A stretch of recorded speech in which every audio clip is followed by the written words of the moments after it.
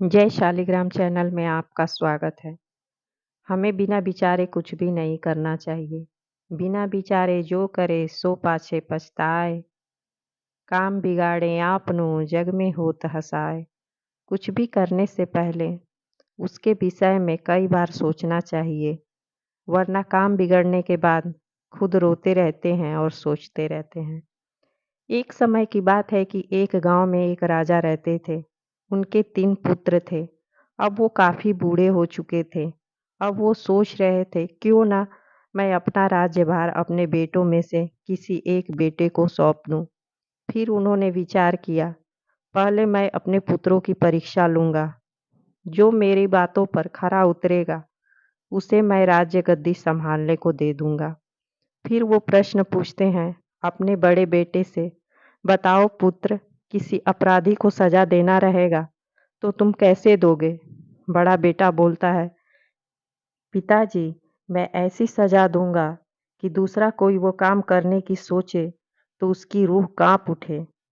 फिर पिता कहते हैं, अपने दूसरे पुत्र से सवाल करते हैं, बताओ पुत्र, तुम अपराधी को कैसे सज़ा दोगे? दूसरा पुत्र कहता है, पिताजी, मैं सीधा फांसी लगवा दूँगा कि दूसरा कोई वैसा काम करने की सोचे ना, उनके अंदर इतना डर बैठ जाए। फिर पिताजी तीसरे पुत्र से पूछते हैं, कहते हैं कि बताओ बेटा, कि तुम कैसे अपराधी को सज़ा दोगे? छोटा बेटा कहता है, पिताजी, मैं दोनों पक्षों की अच्छे से बात सुनूँगा और फिर उसके बाद से गुप्तचरों से पता लगवाऊँगा और पूरे मामले की तह तक जाऊँगा। उसके बाद ही मैं फैसला करूँगा किसे सज़ा देनी है और किसे नहीं। पिताजी, अगर आपकी इजाज़त हो तो मैं एक छोटी-सी कहानी सुनाना चाहता हूँ। पिता कहते हैं, चलो सुनाओ पुत्र। तो वो कहते हैं, एक समय की बात है कि एक गाँव में एक राजा रहते थे। उन्होंने एक तोता और एक कबूतर को पाल रखा था। वो दोनों को बहुत प्यार करते थे।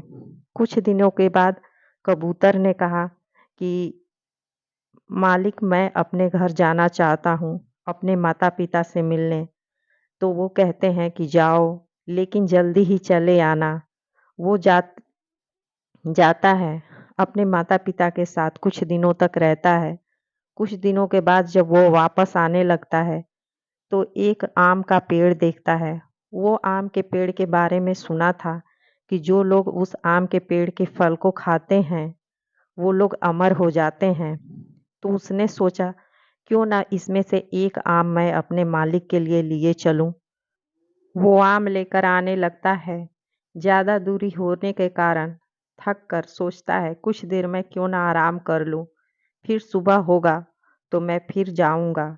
फिर वो सो जाता है और सोने के बाद वो आम को वहीं नीचे रख देता है। एक विषैला सांप आकर उस आम को जूठा कर देता है। लेकिन वो जूठा आम को देखते हुए भी वो अपने मालिक के लिए, उसके मन में इतनी श्रद्धा रहती है कि वो आम लेकर फिर आता है और मालिक को दे देता है। मालिक, लीजिए, इस आम को आप खा लेंगे ना तो आप अमर हो जाएंगे। मालिक कहते हैं, चलो ठीक है। उसके 2 टुकड़े करवाते हैं और एक टुकड़ा अपने तोते को दे देते हैं। वो तोते से बहुत प्यार करते हैं। तोता खाते ही उसकी मृत्यु हो जाती है। कबूतर के मालिक कबूतर से बहुत नाराज हो जाते हैं और उसको भी जान से मरवा देते हैं और आम को बहुत दूर फेंकवा देते हैं। उसके बाद वो धीरे-धीरे आम बड़ा होने लगता है। कुछ दिनों के बाद पूरे गांव में ऐलान करवा देते हैं कि इस पेड़ का कोई भी आम नहीं खाएगा। उसी रास्ते से एक औरत गुजर रही थी और उसे नहीं पता था कि इस पेड़ का आम नहीं खाना है।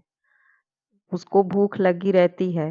वो एक आम तोड़कर खा लेती है। फिर कुछ दिनों के बाद वो धीरे-धीरे जवान होने लगती है और ये बात धीरे-धीरे पूरे गाँव में फैल जाती है।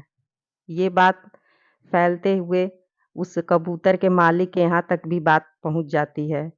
तो उसे पता चलता है कि जिस आम को मैंने फेंका था, वो असल में जहरीला सांप के जूठा करने की वजह से हो गया था, ना कि वो उसकी नीयत खराब थी कबूतर की मेरे प्रति। मैंने कितना बड़ा गलती किया और मन ही मन अपने को कोसने लगा और रोने लगा कि काश उस समय मैंने सोच समझ कर किया होता। एक बार उसकी बात तो सुन ली होती, समझ ली होती।